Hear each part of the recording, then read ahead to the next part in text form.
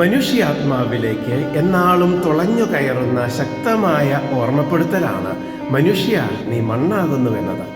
അതായത് നീ എത്ര വളർന്നാലും എന്തെല്ലാം നേടിയാലും എത്ര ജീവിച്ചാലും ഒടുവിൽ നിനക്ക് മരണമുണ്ട് എന്ന ഓർമ്മപ്പെടുത്തലാണത്.